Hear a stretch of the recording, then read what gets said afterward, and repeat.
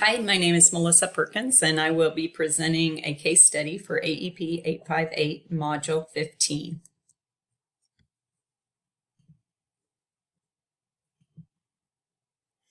This module is in support of the NELP standard for Component 6.2, that the program completers understand and demonstrate the capacity to evaluate and develop and advocate for data-informed and equitable resource planning, or a plan that supports school improvement and school development.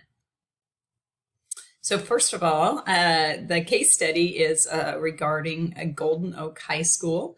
There's an attendance challenge that's been pointed out by Mr. Newman to the new principal, Mr. Rhodes. And the title of this study is Every School Day Counts. So Golden Oak High School, first of all, how does the at least superintendent outline the district's top challenge to the new principal? The key challenge, as he states it, is that there is a low attendance. It's been declining in past years, and about 85% of the students have missed greater than or equal to 10 days of school. Last year had the lowest, the Golden Oaks High School had the lowest attendance rate in the district. Other challenges, which he doesn't elaborate on to the new principal, is that there are several instructional program challenges, although he points out that attendance should be the key priority. So the path suggested by the superintendent is that he does support working with social services and the juvenile court system to remedy the problems. He feels that there's a good relationship with the school and these services, and suggests that the principal work with them. So what policies and regulations are at play? The state law, it says that students are excused for illness, death in immediate family, inclement weather, or other valid reasons that are excused, if excused by the principal, and they must have prior approval. Local district says upon 5 absences, teachers can subtract 10 points from the student's total number of points for the quarter. It doesn't say they must, it does say they can. Teachers, we know they are accountable for accurate documentation of attendance. It doesn't elaborate on what accountable means. And we need to know, the teachers need to know the regulations, policies, and documentation needs, but it doesn't elaborate on what the principal does to ensure that happens or any way to document that. The principal should support teachers and influence the academic progress of the school, and students should confront parents who fail to comply with the laws and regulations and evaluate student factors such as age, home life, and health, and other factors prior to taking action on each student case.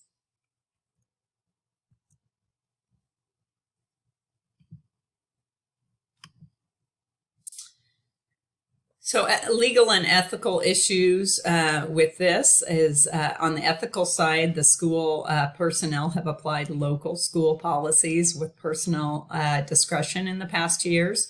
2 teachers are not reporting absences on regular basis. Counselors not resolving issues of declining achievement, and problems addressed by homeroom teachers without the input of administrators or counselors. And also, in one case, an athletic director approved time off for the football player to get rest. I should mention this: these ethical issues are highlighted of the 5 cases that were looked at. Of the 600 and some that are reported at the school, 5 were reviewed by the principal. On the legal side, it is given to the state the prerogative to secure the safe and secure welfare of individuals, that's parents and students, because of education. Because education is vital to the welfare of the state, and the requirements of education is not an unreasonable or arbitrary exercise of state power.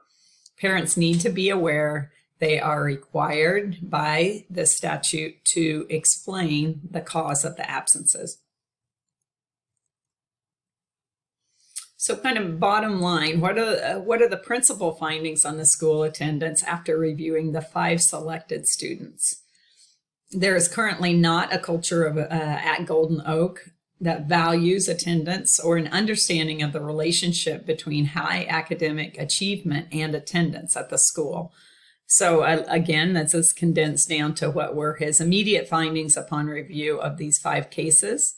And what we don't know is, is this driving, how can the school improve with the attendance challenges and this culture that is highlighted here? And the students, how are they developing, or how can they develop into students that can go out into the community and work and have a good work ethic if they're not required or not held to standards to show up to school?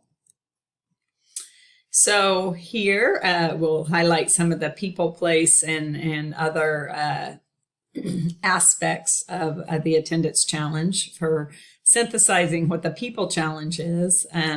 The facts for the 5 students reviewed of the 659 cases is that the school, they have applied local policies with personal discretion.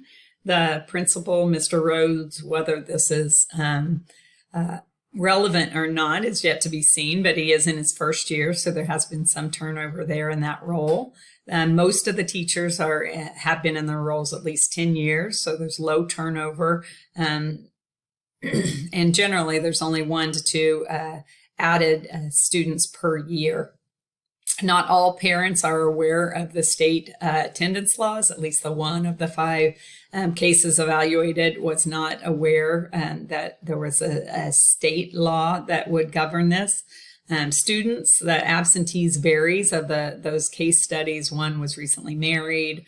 At least 1 was in an honors program. 1 was in a vocation program that the school offered, which I think is very good, but not if it negatively impacts the attendance that they'll be at school or nobody's connecting those two. And 1 was an athlete. So at least at first glance, it didn't, not digging into the demographic data, but at first glance, it does not appear to be one population. Community, there's at least 1 physician offering regular appointments within school hours, which could be a challenge. Again, it's up to the parents to decide when that student would go, but a physician is offering that. What is unknown is the principal or anyone reviewing all the cases thoroughly to really understand, and is there demographic biases that would be shown if all the data were being evaluated. As far as the place, what do we know? The school is located in a suburban community adjacent to a larger metropolitan area. It's served the community for 55 years, and there's 965 students in the high school, grades 9 to 12. They're primarily middle-income families, although there is some poverty and some higher income families. There's low diversity, although it has increased in recent years in diversity because of some Hispanic and Asian families moving in. And mostly they work in the metropolitan area. So the commute, most of the parents commute 1 to 2 hours, and most work for local industry or manage small businesses. So those are considered non-professional in their jobs that they hold. What is unknown, again, is if there's any demographic bias, and are those data being evaluated, and are the work careers of the recent graduates being negatively impacted by the absence, the acceptance of absences in the high school? Are they setting up that precedence that it's okay to miss work and it's okay to miss school? What programs? The school supports 31 different clubs and 11 different teams. Sports.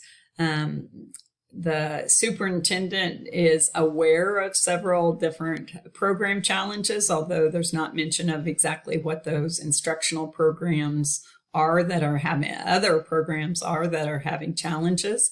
And a number of things shown here that we've already gone through about the local district, the teacher's role, and the principal role could all be considered kind of programs that they have at the school. What is unknown about the programs again, how are demographic data reviewed to look for intersections of these different things that could be influencing each other? What variables are negatively influenced or have negatively influenced attendance in recent years? What policy training is mandated within the school system at all levels? What culture is promoted in the school regarding attendance? What policy aligned systems are available to report and approve absences, and what data collection systems for absentee reporting. Are they modern? Are they easy to use? Are they automated with approval system integrated? Are any of those systems available? It's not clearly defined. So to kind of review and prioritize the information, I think the bottom line shown in red here is the future of many Golden Oak High School students and of the community, with many working in the area, are at stake. Of these 659 cases of students missing more than 10 days in the first semester, of the 965, it's a real problem, at least how it's appearing without a deeper look. And in recent years of Golden Year High School, as we mentioned, it's been the lowest in the district for attendance, where in past years it was the highest. So there's been some change that made it go from the highest to the lowest. So what are the options and kind of some of the consequences? Take no action, which is high risk, as shown here. High absentee rate continues. Immediate action, take it immediately, review, modify, implement, and communicate the corrective action. Not perhaps medium risk for the consequences shown here. Not all stakeholders will buy into or own it potentially, because maybe not everything would be taken into account if the action was taken immediately. Gather additional information, call a broad stakeholder meeting to discuss the challenge and potential consequences. That's probably low risk because you're communicating the challenge and having an open forum for discussion.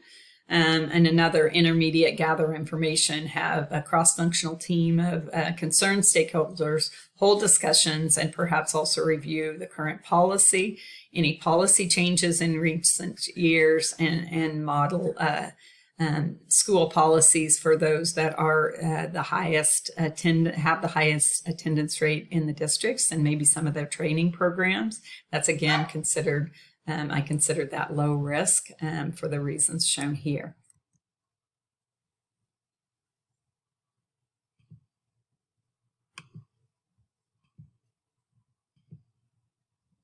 So the options, what are some of the options and the pros and cons? Again, the immediate action, the pro is there's a good chance that some improvement will be realized. Medium risk on the cons, that perhaps not all stakeholders would be considered. Very conservative, take no action. I don't think this can happen. There would be no resources needed, but it's high risk. And the others, the gather information and form a data evaluation. I think the pros are many stakeholders would be involved, and several stakeholders could be, the information could be sought out. Low risk gets motivated change agents involved and potentially drives to understand what the change, has driven the change. So what is the corrective action plan? Go for the gathering of information, form the data evaluation team, and then broadly communicate and do periodic training on the absentee policy. So this kind of gets into what is the additional information, can we get teams involved, and then broadly communicate with a well drawn out plan. How will the plan be implemented? Evaluate the data, hold the stakeholder meetings, and review and modify the absentee policy, and then take immediate action if needed for the historic information.